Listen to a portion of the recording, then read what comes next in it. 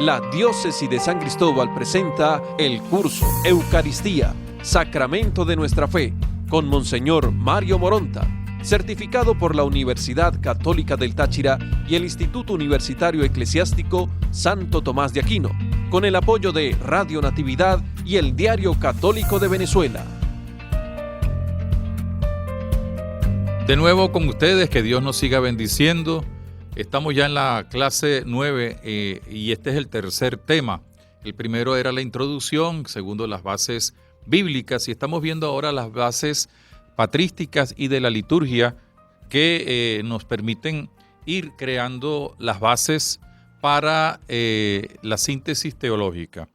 En la última sesión veíamos precisamente la didaje con la tradición apostólica, con San Justino y la anáfora de Adao y Mari en el primer envión, vamos a llamarlo así, de esta época post-apostólica, para luego mencionar algunos padres de la Iglesia que, además de complementar todo lo que es la praxis litúrgica, que sobre todo veíamos en el primer envión de esta época post-apostólica, ellos iban dando las justificaciones de carácter teológico. Ya empieza a visorarse todo lo que es la dinámica de la dimensión sacrificial y también la dimensión de carácter eclesiológico, y empieza a visorarse la teología de la presencia real de Jesucristo en la Eucaristía.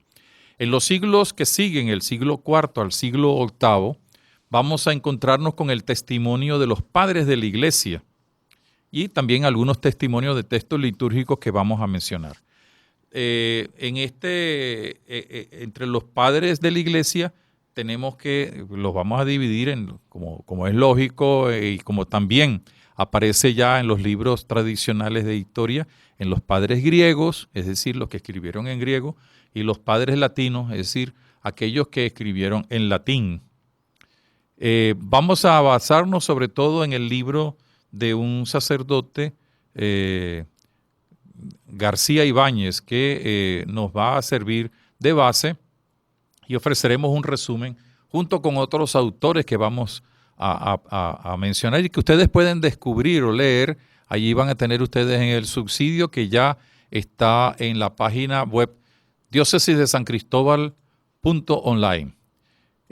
Allí está ya colocado el tema del primer tema, el segundo tema y este tema que estamos viendo. De manera que ustedes pueden seguirlo y porque también quiero decirles que en algunas cosas pues no leemos todo lo que tenemos aquí o vamos complementando. Este sirve para que ustedes tengan una referencia y quiero agradecerle a aquellos que lo sugirieron, porque a pesar de que nos lleva un poquito de trabajo y un poquito de esfuerzo, es un servicio para el pueblo de Dios.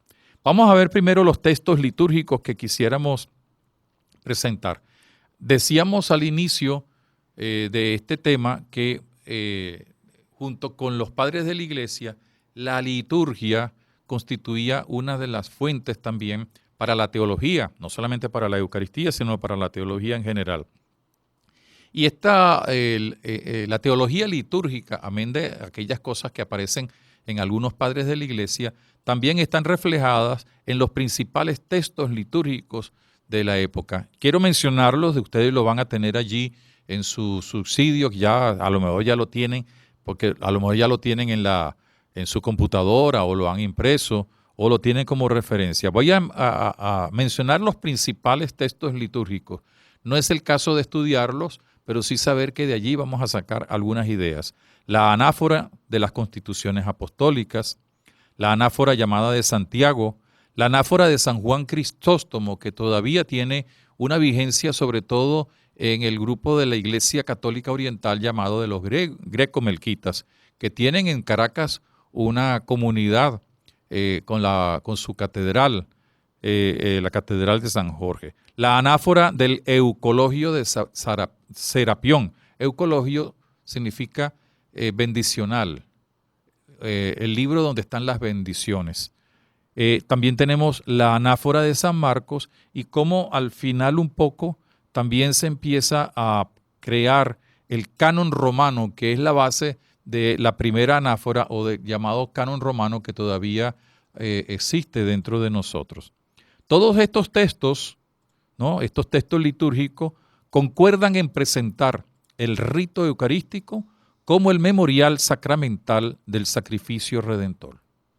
Se trata de un memorial objetivo, es decir, se recuerda un hecho, no se inventa un hecho. No es algo subjetivo de un sacerdote, de un obispo, de un grupo, sino es el memorial que hace referencia a un evento concreto que se hace presente ciertamente, y es el memorial de la pasión, muerte y resurrección del Señor. La Iglesia así, con este memorial, acoge el don de que le entrega el Hijo, es decir, su cuerpo y sangre ofrecidos en sacrificio redentor. Entonces, fíjense también, como ya lo veíamos en la anterior sesión, ya se empieza a concretar no solamente en estudios, sino también en los ritos, lo que el Nuevo Testamento nos ha entregado como elementos básicos de la Eucaristía. Las palabras de la institución, la presencia real y también la celebración del sacrificio redentor. Al hacerlo, por eso se llama plegaria eucarística de acción de gracias. La Iglesia da gracias a Dios. No olvidemos que el término Eucaristía se traduce acción de gracias. Entonces, y en algunos casos se llamaba también eulogía o eucología, que es la bendición. Bendición y acción de gracias, desde el punto de vista de la liturgia, pues tiene una cierta equivalencia. Entonces, al hacer esto, al celebrar, al entregar la ofrenda del cuerpo y la sangre como sacrificio redentor, la Iglesia da gracias a Dios Padre, por medio del Hijo y con la acción del Espíritu Santo. Así se ve también la dimensión trinitaria de la Eucaristía. A través de las palabras de la institución que van a estar presentes en toda plegaria eucarística, se realiza la transformación de las especies del pan y del vino y se tiene la presencia de Cristo en ellas. La epíclesis, que es una oración que implica también la imposición de las manos e invocación del Espíritu, demuestra el poder sacramental que tiene el sacerdote de convertir el pan y el vino en el cuerpo y la sangre del Señor. 3 elementos. Primero, ustedes lo recordarán cada vez que ustedes participan en la Eucaristía, el sacerdote pues pone sus manos, extiende sus manos, impone sus manos sobre el pan y el vino y entonces invoca al Espíritu Santo y repitiendo las palabras de la institución consagra el pan y el vino, los convierte en el cuerpo y la sangre del Señor. Esto ya empieza a delinearse como un elemento necesario e irrenunciable en la Eucaristía a partir precisamente de estas expresiones, las que ya mencionamos y estas concretas, estas anáforas que hemos dicho. En segundo lugar, se habla de una transformación, de manera que el cuerpo y la sangre de Cristo se hagan presentes. Y entonces viene aquí todo el misterio de la presencia. Pero también porque se hace un recuerdo, una memoria viva de lo que sucedió. Es el pan y el vino que se convierten en el cuerpo que es entregado y en la sangre que es derramada en el sacrificio. Y fíjense, también se habla de algo que es importantísimo, y es que hay un poder que tiene el sacerdote, pero no un poder al estilo de los hombres o del mundo. Muchas veces hay gente que dice, yo tengo el poder de tal cosa, yo tengo el poder de imponer las manos, y nadie se los ha dado, porque piensan que es un poder para estar sobre los demás.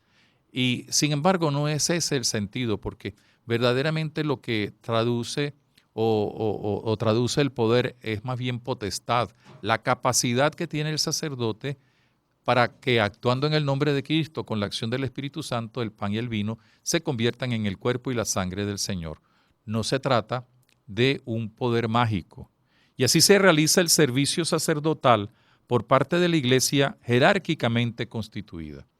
Quisiera hacer aquí también una pequeña acotación. Cuando hablamos de jerarquía, Muchas veces nosotros pensamos en el poder o en el mando de los obispos y de los sacerdotes. Eso es una degeneración de un concepto mucho más grande.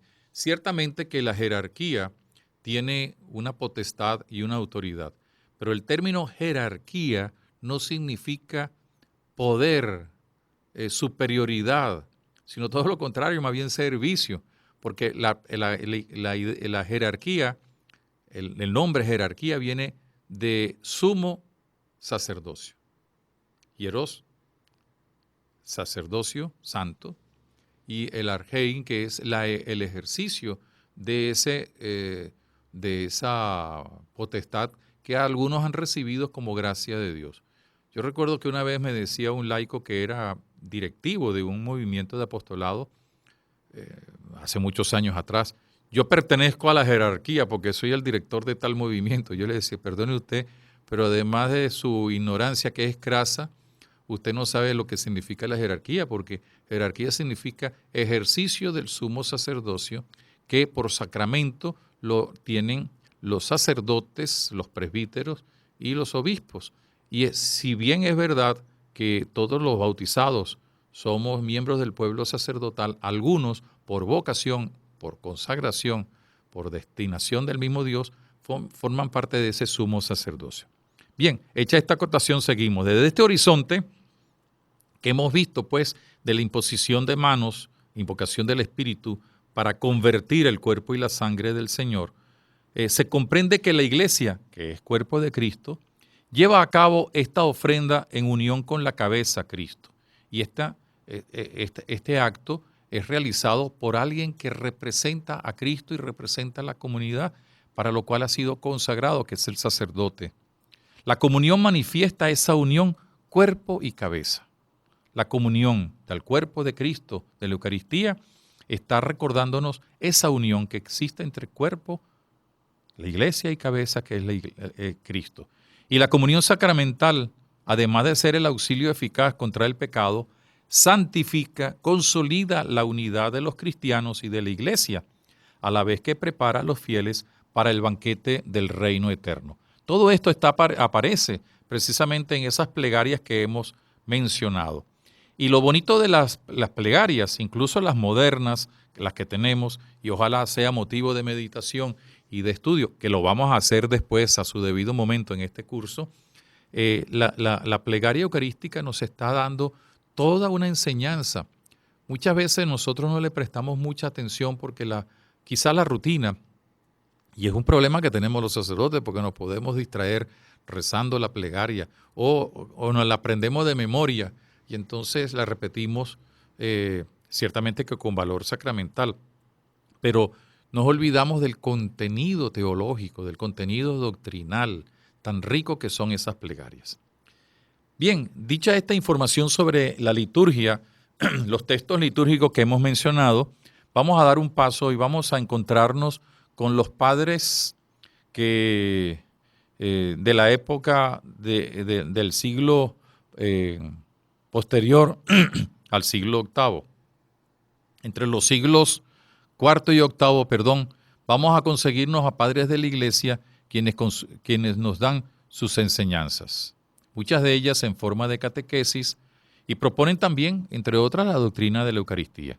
Así podemos percibir el desarrollo del dogma y de la teología acerca de la misma Eucaristía. No olvidemos que después de la paz constantiniana, es decir, cuando Constantino le da a la Iglesia la libertad que no le habían dado los emperadores que la perseguían, la Iglesia entonces pudo celebrar con más libertad la Eucaristía y pudo extenderse y fueron creándose las parroquias y las diócesis y ya entonces ya no se celebraba tanto la Eucaristía en las casas, sino también en los nuevos templos, algunos de los cuales eran prácticamente viejos templos del paganismo. Y tenemos, ya lo indicamos, los padres griegos y los padres latinos. Los padres griegos vienen del mundo del helenismo y generalmente escriben en griego. Y los padres latinos que vienen del mundo romano y que generalmente escriben en latín. Entre los padres griegos ¿no? Se dan dos escuelas. Una primera, la escuela de Alejandría, que tiene como centro, pues, de difusión Alejandría. Y la segunda, que es la denominada antioqueña, que habla precisamente de ese centro de influencia como lo fue Antioquía. Llama la atención de que Jerusalén se convierte en la iglesia madre, pero no se convierte en el centro de atención, porque Antioquía y Alejandría eran sitios donde se podían dar, a partir de donde se podía dar la difusión evangelizadora de la iglesia. Eso no significaba que la iglesia de Jerusalén no tuviera importancia, porque era la iglesia madre. Y luego también en Roma, porque era la capital del imperio. Entonces tenemos dos tipos, o vamos a dividirlo en dos claves. La clave alejandrina, los padres griegos de la iglesia alejandrina, o los llamados alejandrinos, y los padres llamados de la escuela antioqueña o de la iglesia antioqueña. En cuanto a los padres alejandrinos, podemos decir lo siguiente. Entre ellos nos encontramos a Clemente, también Orígenes, ya mencionado. También Orígenes forma parte de la iglesia latina, como lo vamos a indicar en algún momento. Eusebio de Cesarea, Atanasio, Cirilo de Alejandría. Y entre ellos hay como un eslogan. Hay un eslogan que es el siguiente: Dios se ha hecho hombre para que el hombre se haga Dios. Esto es una expresión muy, muy peligrosa, pero que en el fondo revela todo lo que se llama la divinización del hombre, la cristificación del hombre, el hombre que se ha hecho capaz, gracias a la pasión, muerte y resurrección del Señor, se ha hecho capaz de ser hijo de Dios. No es otra cosa sino aquello que nos enseña la segunda carta de Pedro, que todos los bautizados participamos de la naturaleza divina. Consortes divina nature traduce la Vulgata, es decir, participantes de la naturaleza divina. Es lo que significa este eslogan teológico que utilizan mucho los padres alejandrinos. Dios se ha hecho hombre para elevar al hombre a Dios. Ahora bien, esta divinización del hombre se ha dado por la encarnación de Jesucristo, que viene a ser el acontecimiento clave de su teología, y también de la comprensión de estos padres alejandrinos de la Eucaristía. Gracias a la encarnación, el hombre puede entrar en el ámbito divino, es decir, llegar a ser hijo de Dios, y gracias a la encarnación, la Eucaristía existe. Por eso, para los padres alejandrinos, la Eucaristía es el medio preferido de comunión con el Logos, con la palabra de Dios.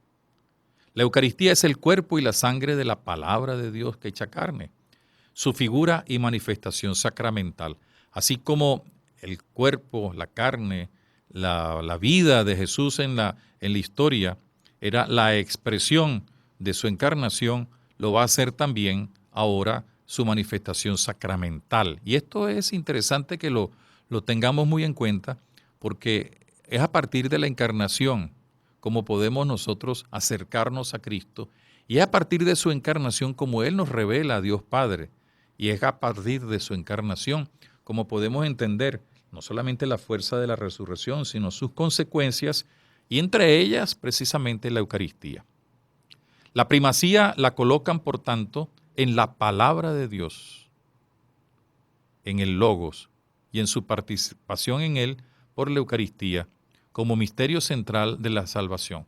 Ya los padres de la Iglesia, los alejandrinos, nos están dando la invitación a hacer algo que también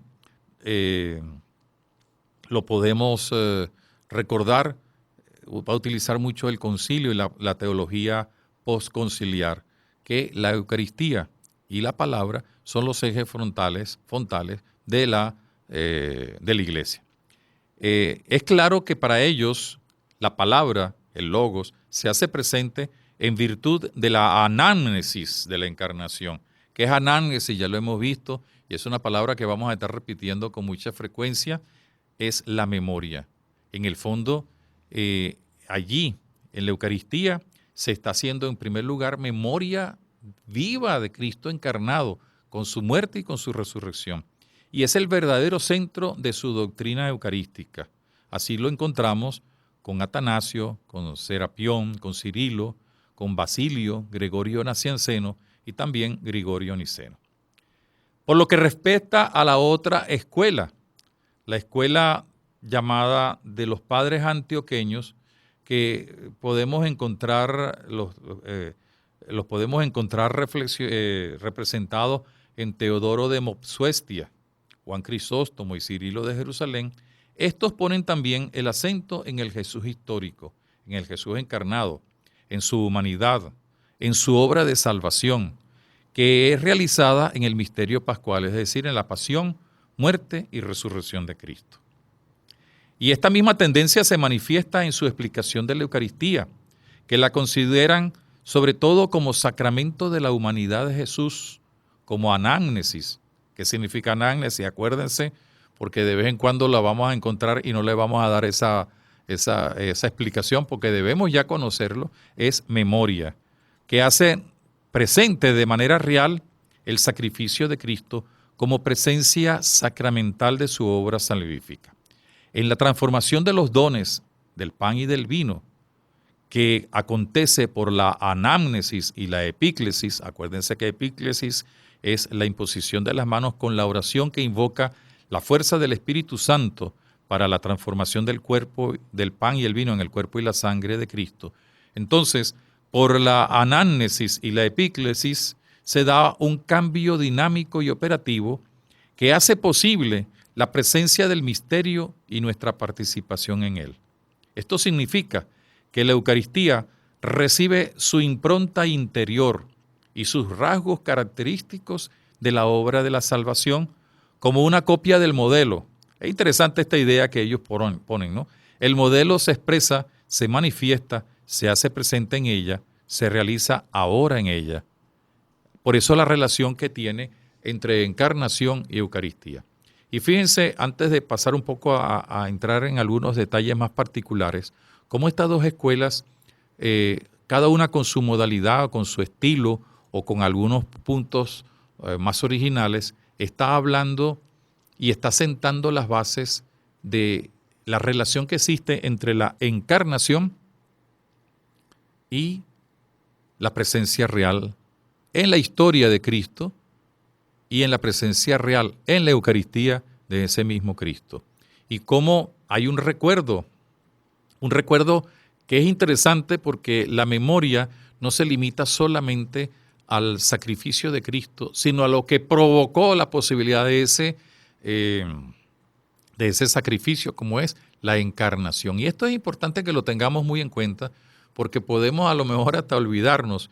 Y esto es lo que ha permitido que algunos teólogos, sobre todo modernos, digan que es un invento esto de la resurrección y por tanto es un invento esto de la Eucaristía, porque no la relacionan con el hecho también importantísimo, original, de la encarnación. Teniendo en cuenta esto, vamos a ver algunos padres de la Iglesia, a recordarlo. No se preocupen, ustedes tienen también en sus, ya en la página web de la diócesis de San Cristóbal.online, este material, este subsidio que ha sido escrito precisamente para ustedes. Lo pueden disponer, lo pueden difundir también, lo pueden dar a conocer a otras personas. Vamos a ver primero, a tener algunas ideas de San Cirilo de Jerusalén. Él tiene una serie de catequesis que llamamos mistagógicas. ¿Qué significa catequesis mistagógica? La mistagogia es la explicación en forma de catequesis de los diversos ritos de un sacramento. Voy a poner un ejemplo. En el caso del bautismo, cada paso del bautismo es explicado, pero no desde el punto de vista, dijéramos, de la organización. Bueno, primero hacen esto, después aquello, no, sino el significado. Por ejemplo, en el caso de nuestro bautismo, la acogida, la asignación, es decir, la señal de la cruz, el revestirse del hombre nuevo después del agua, el significado del agua. Entonces, todas estas catequesis que parten de la explicación de los hechos que componen el sacramento, no solamente de los ritos, sino también de las ideas fundamentales, se llaman catequesis mistagógicas. Y San Cirilo de Jerusalén, en dos de esas catequesis, la cuarta y la quinta, habla de la Eucaristía, para señalar que gracias a las palabras de Cristo, que vienen de la institución de la Eucaristía, se logra la presencia del Señor en las especias del pan y del vino. No se trata de una fórmula mágica, sino unas palabras que tienen la fuerza de la presencia de Dios, porque es palabra de vida eterna, palabras que se hacen realidad, sobre todo partiendo del símil o de la semejanza con la encarnación en las especies de pan y vino. Él emplea la comparación, Cirilo de Jerusalén, emplea como también punto de referencia el milagro de las bodas de Caná, donde el Señor transformó el agua y el vino. Se vale de esto para hacerse una pregunta. Si Él logró la transformación del agua en vino, ¿por qué no puede transformar el vino en su sangre? Todo ello es posible por el Espíritu Santo. Todo ello es posible porque hay una presencia activa de Dios. Y no deja a un lado la dimensión sacrificial y la posibilidad de ofrecer la Eucaristía por los vivos y los difuntos. Tenemos también el testimonio de otro padre de la Iglesia, San Gregorio de Niza. Para este padre de la Iglesia, el Verbo de Dios, la palabra de Dios, se ha encarnado y nos ha dejado la Eucaristía porque quiere la divinización del hombre, es decir, elevar al hombre al encuentro con Dios desde esa realidad marcante del bautismo que lo ha convertido en hijo de Dios. Y entonces la Eucaristía para eso ayuda, porque se trata de un alimento para la salvación, que no es otra cosa sino el encuentro definitivo con Dios en la eternidad. La transformación del pan y del vino en el cuerpo y la sangre de Cristo ayuda precisamente a la transformación del ser humano. Y es interesante esto porque también lo solemos nosotros recordar hoy en nuestra espiritualidad litúrgica y eucarística. Nosotros también tenemos que dejarnos transformar por el cuerpo y la sangre de Cristo. Y en esa transformación del bautismo y en esa transformación sacramental del pan y el vino, el cuerpo y la sangre de Cristo, salimos nosotros no solamente nutridos, sino animados a seguir transformándonos, a seguir caminando en ese proceso de ser hijo de Dios. Tenemos otro padre de la Iglesia, que es San Juan Crisóstomo. Para él, la celebración de la Eucaristía de la Iglesia es el mismo banquete de la última cena. Volvemos a retornar a una idea que se manejó sobre todo en los primeros siglos de la Iglesia, después de la ascensión y de Pentecostés. La fracción del pan no es otra cosa sino la memoria de la última cena. En cada celebración es Cristo quien consagra.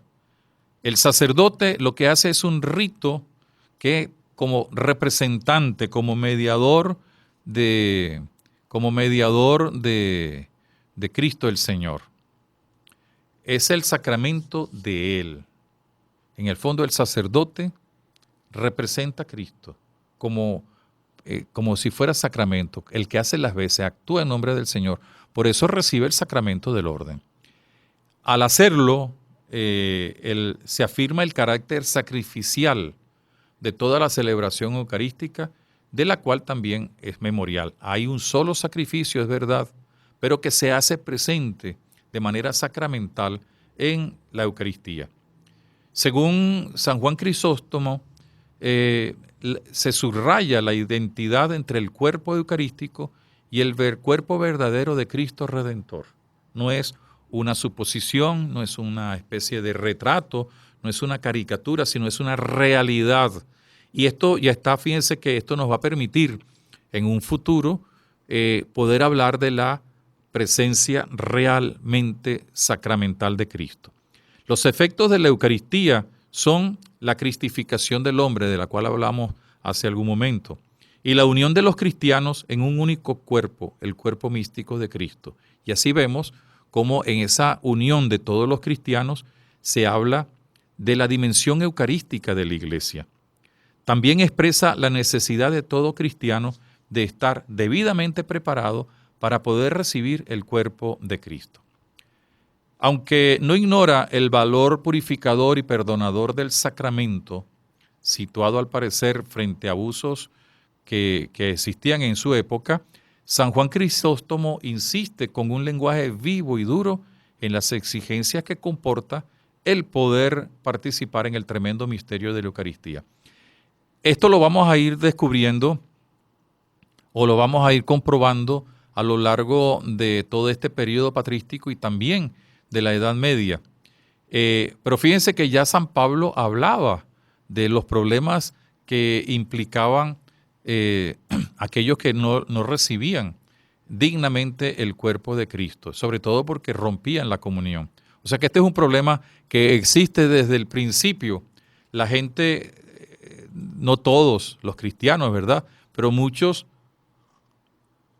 consideraban a la Eucaristía como sí, bueno, es una cosa importante, pero no importa la forma como yo me acerque.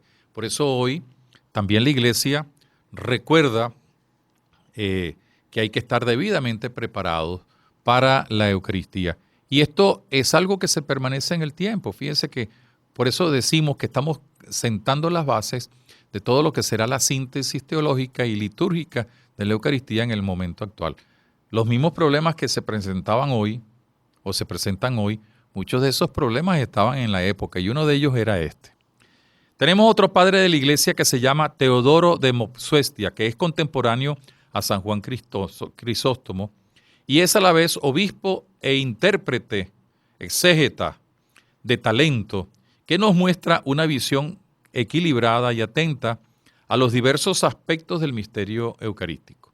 Teodoro de Mopsuestia comenta precisamente el texto de 1 Corintios 10 y 11, expresando un vivo optimismo sobre el valor perdonador y el poder medicinal de la Eucaristía, que luego va a ser negado por algunos teólogos en el correr del tiempo y de manera especial por Lutero y sus seguidores.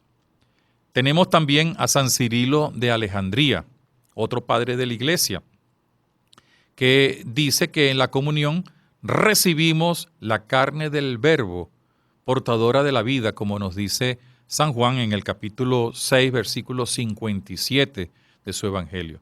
La intervención divina transforma las ofrendas en el cuerpo y la sangre del Señor. Quiero insistirles de manera reiterativa cómo ya los padres de la Iglesia, tomando la base del Nuevo Testamento, van insistiendo en eso, en la transformación, en lo que llamaremos después la transustanciación. San Juan Damasceno afirma, por otra parte, la identidad del cuerpo eucarístico de Cristo con el cuerpo nacido de la Virgen María.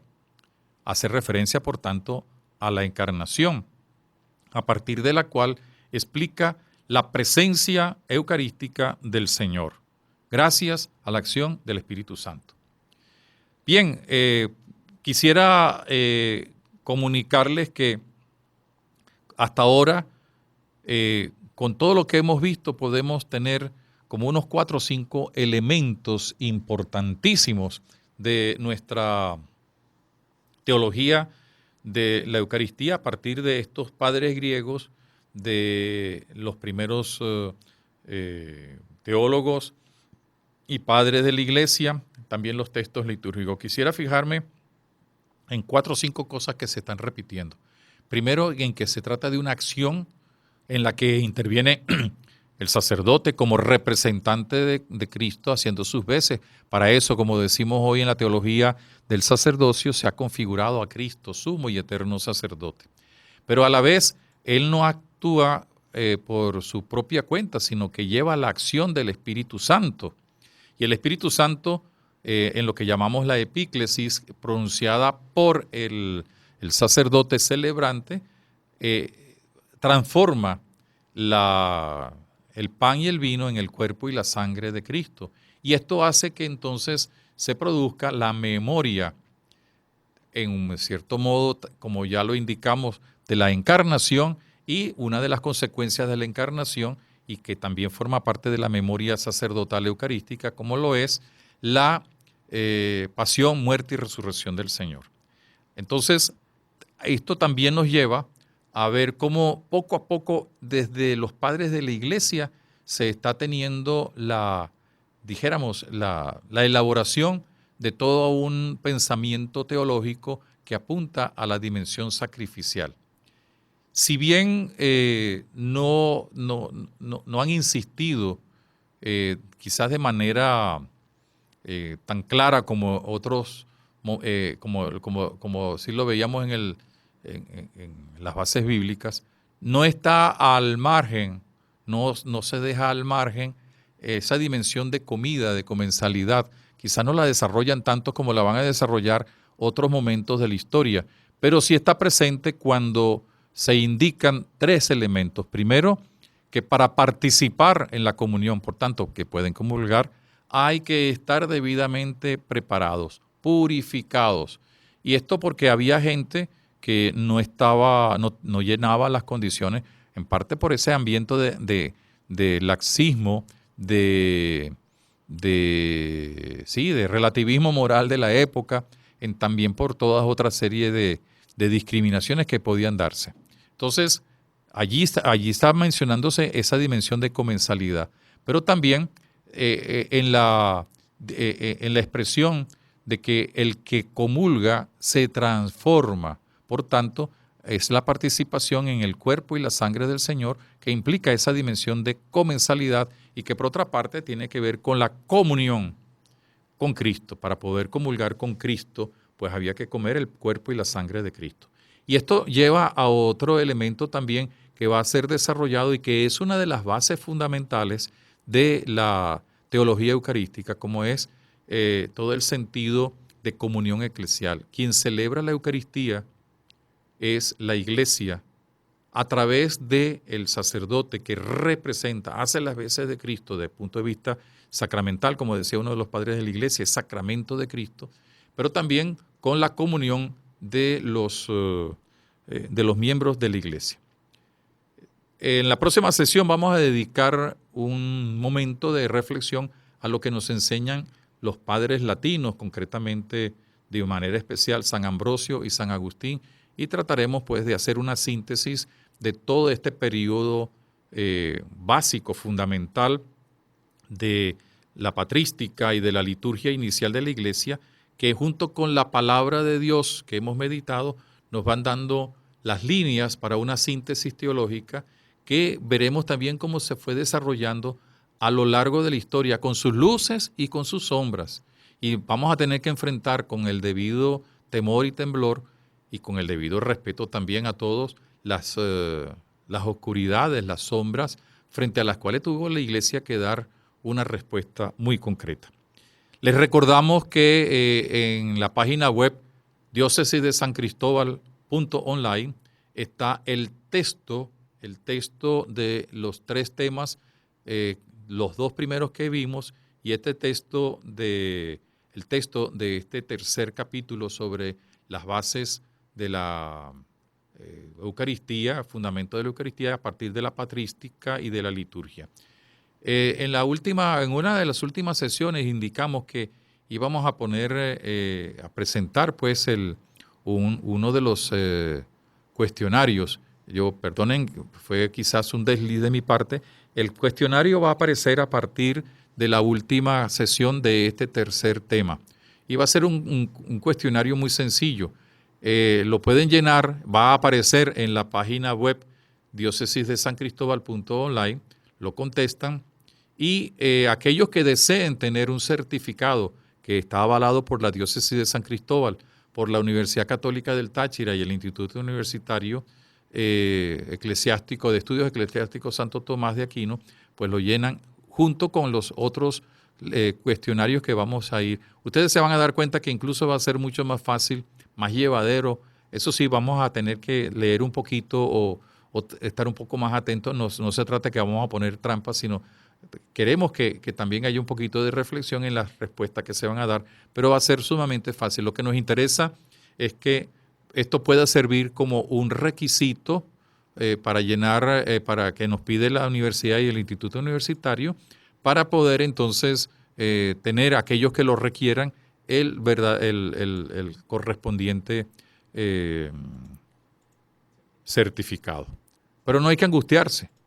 Hay mucha gente que a lo mejor no se ha inscrito porque no ha tenido tiempo, todavía hay tiempo, o hay otras personas que a lo mejor dicen, no necesito inscribirme, porque hay muchas personas que están siguiendo desde muchas partes del mundo, de Estados Unidos, de Chile, de Ecuador, de El Salvador, de Guatemala. Hemos visto que hay muchas personas y los saludamos a todos. Bueno, a ellos también les llegará su certificado si cumplen con los requerimientos. Y también porque nos han escrito preguntándonos si el curso hay que pagarlo o el certificado hay que pagarlo. No hay que pagarlo. No, es gratis. Sí hemos dicho que si alguna persona libremente, humanamente, quiere dar alguna contribución, que escriba a eucateo@gmail.com indicando, que quiere dar una pequeña contribución, la que quiera. No hay, repito, no es obligatorio y no es una condición para recibir el certificado, sino sencillamente es sugerencia de muchas personas que quieren contribuir, para los gastos operativos de este curso. Entonces, escriban allí y se les dará la información correspondiente. Saludamos a todos, agradecemos al padre Pacheco, al padre Ricardo Robles y a el cuasi padre Giancarlos Yepes. Que Dios nos bendiga y que todas estas ideas que, como ustedes van viendo, nos van ya delineando toda una teología de la Eucaristía, nos siga ayudando a entrar en la aventura del conocimiento de Cristo, Eucaristía, el sacramento de nuestra fe. Hasta la próxima. Esta emisora presentó el curso La Eucaristía, Sacramento de nuestra Fe. El material de apoyo a disposición en www.diocesidesancristobal.online.